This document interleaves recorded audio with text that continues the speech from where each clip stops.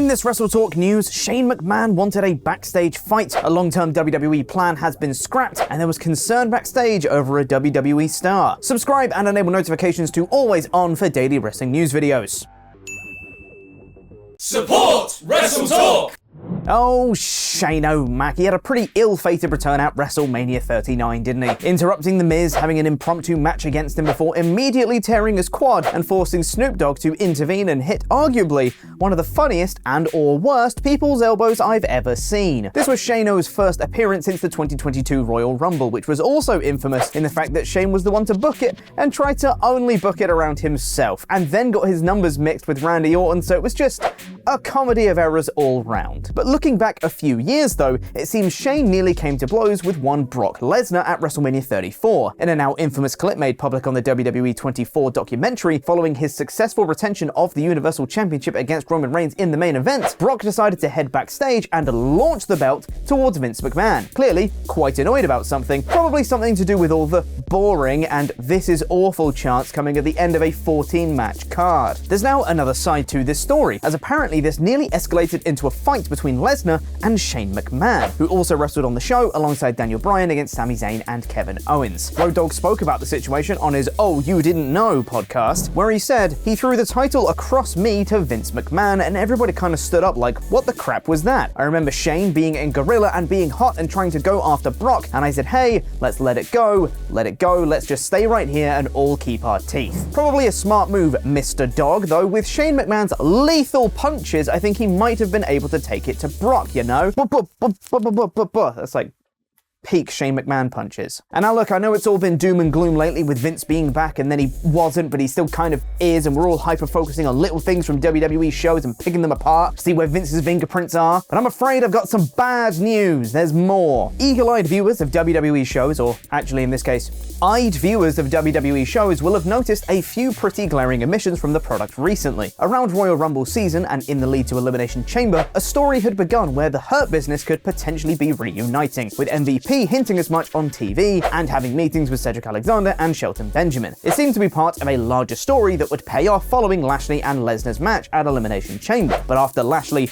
won, in the lamest way possible, at the Chamber, it seems a new direction had been thought out, with Lesnar instead going on to face Omos at WrestleMania. Many fans had speculated that the Omos vs Lesnar match had put a pause to the Lashley Hurt Business story, which would pick up post-Mania. Funnily enough, it hasn't. Dave Meltzer on Wrestling Observer Radio pointed it out, saying they've started it and totally dropped it. We haven't seen MVP around, we haven't seen Cedric or Shelton around, nothing. Instead, on this week's Raw, Bobby Lashley and Bronson Reed seemingly engaged in a feud where the two big beefy lads were two big beefy lads and did two big beefy lads things, neither able to get the one up on the other. Well, it's not a bad direction by any means. It's got Bronson Reed in it. He's awesome. There are definitely quite a few fans, myself included, who will be disappointed they dropped plans for something very fun. Is this the latest installment of Vince messing with Triple H's plans, or do you think this was already dropped following Elimination Chamber and they never plan to revisit the story? Let us know in the comments.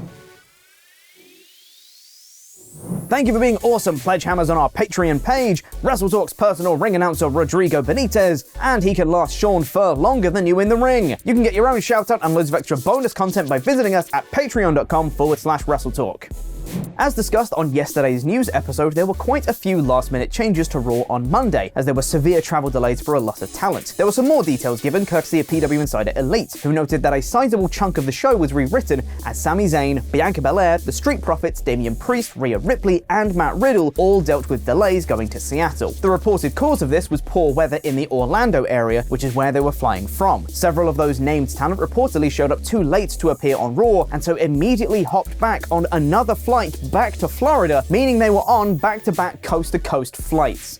Woof. There also was reportedly a 6-man tag match planned involving the LWO and presumably Judgment Day, but with the missing talent, it was changed to Finn Balor vs Rey Mysterio. Interestingly though, Fightful Select is reporting that there was concern backstage over Finn Balor and his readiness to wrestle, considering how banged up he was from WrestleMania. He had his head split open, you know? Luckily it seems he was okay, but as speculation on my part, I assume he was going to be protected somewhat from wrestling if he was involved in the 6-man tag match. Wouldn't have had to take as many bumps and all that. Another interesting note courtesy of Fightful Select is that one WWE talent reportedly said to Fightful that seeing Kevin Owens versus Solo Sikoa 3 times in about 5 weeks was very much a rarity under the Triple H regime. Now look, This doesn't mean that Vince is back, but also, Vince is back, isn't he? One of the matches that was pulled from Raw was The Miz vs. Matt Riddle, as that had been pre-advertised for the show, and you may think that this was due to Riddle's travel issues. However, according to Dave Meltzer on Wrestling Observer Radio, this match was actually pulled before the travel issues started affecting the show. There wasn't any further context provided as to why it was pulled or when exactly, but it's worth noting. And with the big boost in ratings for last week's Raw after WrestleMania, how did this week's Raw do? Back to normal, basically. The episode drew an average of 1.818 million viewers according to Showbuzz Daily, which granted is a little higher than a lot of Raw's pre-Mania, but is still a drop-off of about 500,000 people from last week. But don't worry, gang, because there might be a dream feud on the horizon, at least for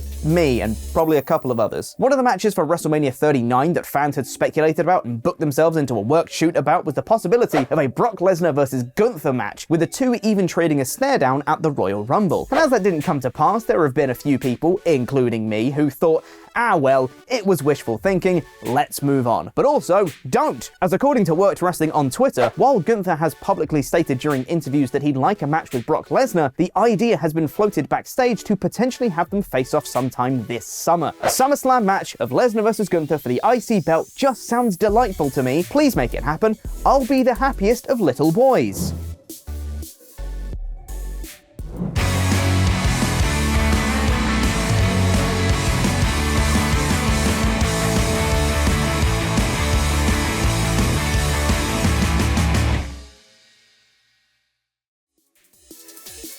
There's tons more news to get through today, so we're going to go rapid fire. Here's some bullet points. Eva Marie has said the door is always open for a WWE return in an interview with WrestleZone. The two sides are in constant talks, and Marie said she's always down to cause some trouble and stir up some things. Despite there being reported interest from WWE, Brian Cage has re-signed with AEW according to Fightful Select. This is a multi-year deal, and there were reportedly both stars in AEW and WWE who are angling for him to end up in their respective companies, but Cage ended up liking the offer AEW gave him, so he re-signed there. We're still waiting for news regarding AEW's video game, Fight Forever, and despite Tony Khan saying after Revolution that the game is ready for release and that a huge hurdle had been passed in terms of getting the game a teen rating, THQ Nordic's community manager had other thoughts online. In response to a tweet from Dave Meltzer saying that development was complete on the game, the community manager, who goes by Zaidi, responded saying, I mean, if you want an unfinished game, sure, we can release now. The game is doing really well and is getting there, but not 100% yet. As of right now, the release date for the game is still a mystery. AEW star Bandido has admitted that at some point he would like to go to WWE, just not right now. He said as much in an interview on So Catch by Hal 2, which was recorded prior to him signing with AEW, where he said, at some point, I'd like to go to WWE, not in this moment, but I hope after.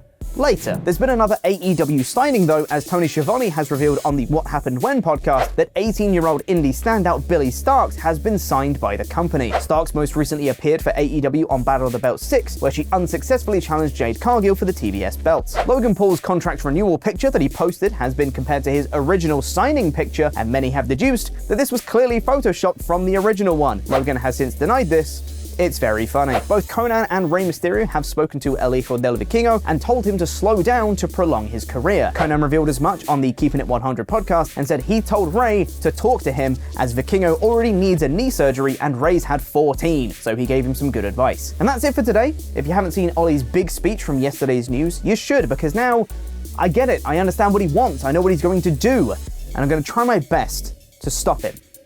I vow that... Wait, what's that?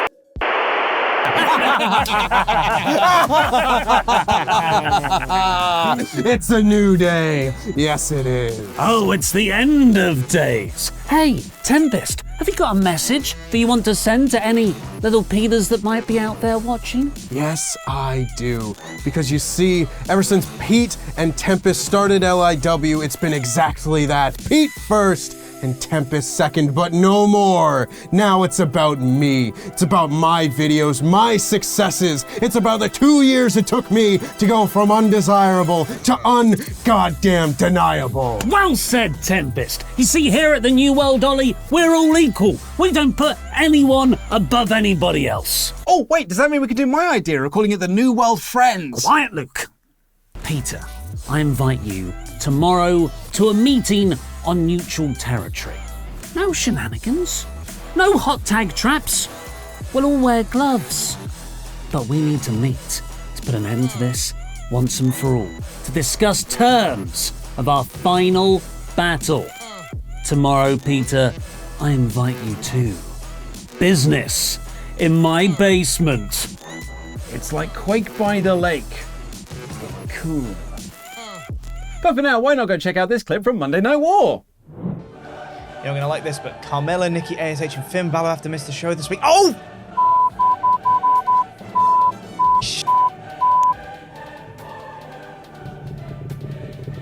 That's a pain in my ass. That's a real pain in my ass.